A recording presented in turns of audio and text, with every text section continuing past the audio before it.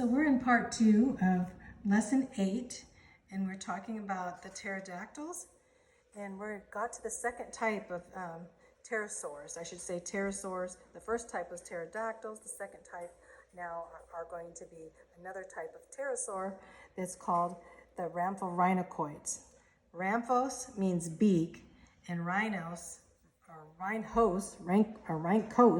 means snout. I guess you could say that the rhamphorhinocoids were beak snouts of the pterosaur world. If you were to run into one of those creatures, its beak is probably the first thing that you would notice, because the rhamphorhinocoids had large, sometimes oddly shaped teeth. They looked like they needed braces on their teeth to straighten them out. The teeth sticking out from their beaks were at all angles. It's no wonder they've been called snaggletooth pterosaurs. This may have looked strange, but those snaggle teeth would have been perfect for a pterosaur snapping up insects in flight or catching slippery little fish when swooping down to the surface of the water. Rhamphorhinocoids were smaller than the pterodactyls, or pterodactyloids. They had long tails that often ended in diamond-shaped paddles. No one really knows the purpose of these paddles, but they may have helped the creature change directions when flying, much like a rudder helps a boat to change direction in a stream. What's your guess why God made the paddle on the end of its tail? So here's the paddles on the end of its tail. Here's a picture. Here's a picture of a rhamphorhinocoid right here. You can see for yourself how interesting the large teeth are, having that teeth.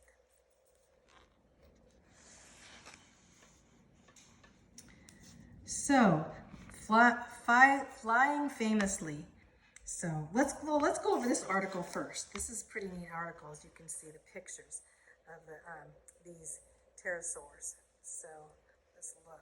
Look at here's like by the moon here, and here's another one. This one down here is very unique. Think about this. Were pterosaurs nocturnal or diurnal? That means do they come out at night or they come just in the day? We haven't yet been able to determine this. Did pterosaurs live near the water, or did they consume fish? We can't know for sure either. Since no one has ever been able to study a living pterosaur, it's very hard for us to know exactly what their lives are like. Based on the teeth of some, it's a good sense they ate other animals for food. Their mouths were also well suited for snatching insects from the air, the way some birds and bats do. Some believe pterodactyls were fish eaters because their fossils have been found near fossils of sea creatures. These animals, however, may have been buried during the worldwide flood of Noah's day. During the flood, the remains of marine life and creatures were probably mixed together as seas and rivers rose and swept over the land. Pterosaurs' jaws look as if they could open very wide, and fossil evidence indicates that at least some of them might have had a throat pouch, like a pelican, for storing food. In addition, some pterosaurs didn't have teeth. These pterosaurs probably didn't chew their food. Of course, they would not necessarily have to. Some birds, like the cormorant, toss fish into their beaks and swallow them whole. Toothless pterosaurs might have done the same thing. Fossils even indicate that one pterosaur, the Pterodaustro, was found in Argentina, had comb-like strainers in its mouth. This pterosaur probably ate by filling its lower jaw with water and pushing the water out through its mouth through the strainers, which held on to any small fish or other sea creatures for easy swallowing. You know, whales do that too. So it looks like there's a variety of different kinds. Look at this kind here of pterosaur. Flying famously. It was once thought that pterosaurs didn't fly well, but instead relied on gliding and soaring to move through the air. But scientists don't believe that anymore.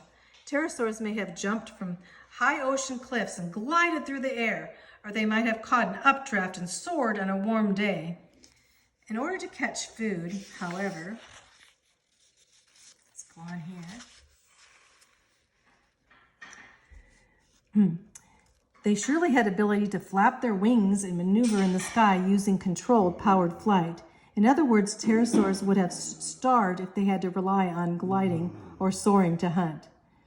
Just like a bat, God designs pterosaurs' wings with patagium stretched between the long fourth finger in the body. This patagium was reinforced with stretchy fibers called actinofibers, which were spread very close together. This helped to protect the wing and keep it from tearing or getting damaged. Reinforced wings like that would certainly be capable of powered flight. In addition, fossils indicate that several other of their bones had places to which flight muscles attached. Almost all scientists today think that pterosaurs were capable of true flight, like birds and bats. So they had these stretchy fibers called actinofibers that help in flight. Further evidence that pterosaurs could fly is their bone structure. Their bones were lightweight, even lighter than those of birds. And the walls of pterosaur bones were very, very thin, their bones, some not much thicker than a piece of paper, and most were completely hollow. Inside these hollow spaces were special bone struts supporting rods that crisscrossed like steel beams on a bridge. These struts made bones much stronger. With such bones, even large pterodons would have weighed less than only 40 pounds. How much do you weigh? But they would be huge and weigh less than 40 pounds. The largest of the pterosaurs probably weighed less than 200 pounds. So let's look here, this picture. Quetzalcoatlus would be very light. Look at these pictures of them flying, huge flying. So this here is to test the strength of a pterosaur's wings. You can do this experiment. And this is how, you see some boxes. And in the boxes, you see, if you take the box apart, they have all of these little areas of the box that are very lightweight to make it light. So when they're sending it in the mail, the box is not heavy. And you can see how they put this light cardboard, put a lot of air inside of it to make it. And that's how the wings are. You can actually do this activity, find out how wings are. Big and brainy. We're almost done here. Big and brainy. Though pterosaurs had lightweight bones, their brains were very large. One region of the pterosaur brain, called the flocus, the flocculus, was very big. It's believed that one of the jobs of this part of the brain helped an animal to balance by sending balance-related information to the eyes. The fact that pterosaurs had large flocculus might mean that they were excellent flyers, capable of making acrobatic maneuvers in the sky. Compared to pterosaurs, people have small flocculus, perhaps because people are not designed to fly. So this is a special thing in a brain of a bird and an animal that tells us that they flew all over the place, right? Was that flocculus. So just think, they had a flocculus, a big flocculus in their brain so that they could know how to maneuver in the sky. I love that, don't you? Another part of the pterosaur's brain was that very large area that was the optic area. Optic means eye, right? Which is devoted to seeing. You can imagine how important sight must have been when flying over dense jungles, searching for food and avoiding larger animals looking for a meal. The one part of the pterosaur's brain that was quite small was the olfactory section. That area was devoted essentially to smell. So essentially, devoted to smell. Essentially, the pterosaur was more interested in seeing and flying to catch its food than smelling its food. So we know that. For one thing, they had the flocculus that they could fly and maneuver in the sky, and then they had a big optical so that they could see. They could see their tiny prey, and they could see the tiny insects they were going to eat, maybe. They could have good sight, but they had terrible smell. They couldn't smell things hardly at all. Hanging around. Here's some pictures here. He said, did pterosaurs fly in groups like this in the flock? They might have. Did pterosaurs care for their young until they could fly? Or could they fly from the moment they hatched? Now, those are questions that they're trying to answer. Hanging around. Scientists aren't sure how pterosaurs moved along the ground. Did they pull themselves along like a bat or walk upright like a bird? Some scientists believe they moved like a four-legged animal. There are different opinions on this, and it's a subject of much debate among paleontologists. There's evidence that when pterosaurs were resting, they may have hung upside down like a bat, with their wings folded against their body. Their long, skinny feet seem to have been well suited for hanging this way. Man, do you think maybe these things hung like bats do? Can you imagine a whole bunch of pterosaurs hanging upside down in a tree in your yard? That would be quite a sight. We don't know much about the pterosaur family life. Pterosaur fossils are sometimes found in groups that may have been in family groups. We find fossils of smaller pterosaurs that appear to be juveniles mixed in with larger pterosaurs bones that appear to be from adults. So we think they may have lived together in colonies, kind of like penguins do.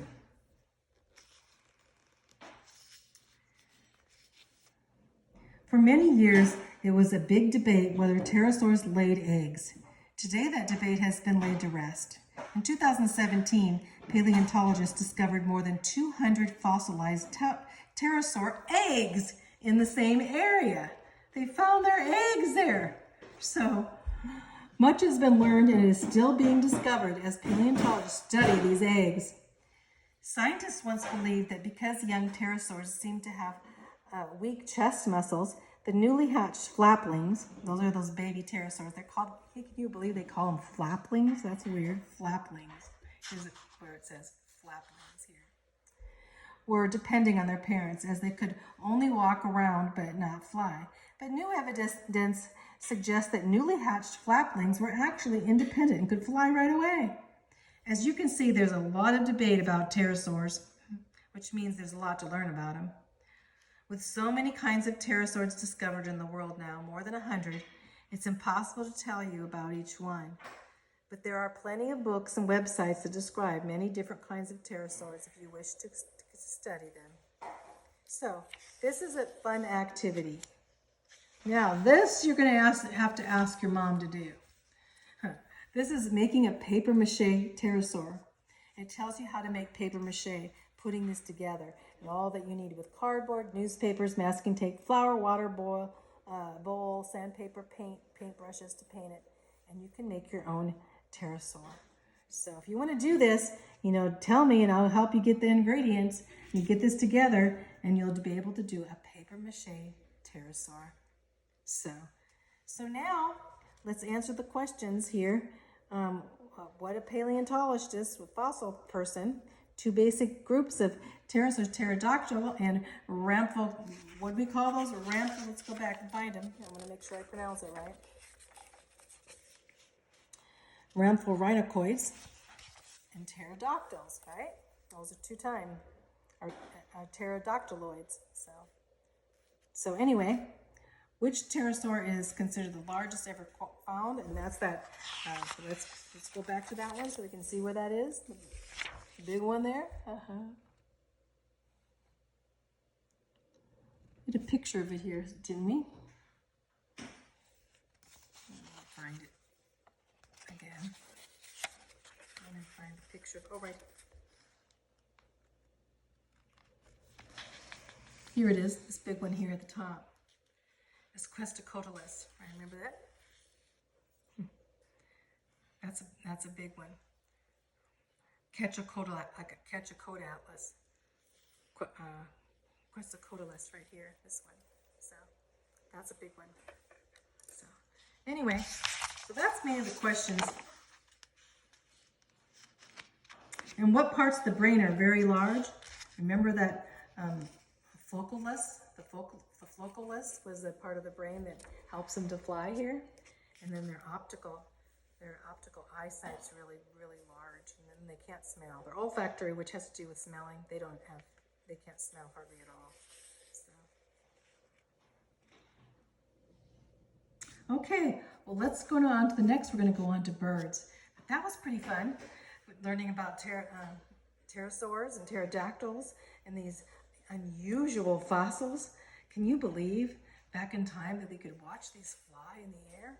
It's quite a deal. So we'll stop there, and then the next videos we'll get into lesson 9, birds in advance, or birds in abundance. Sorry.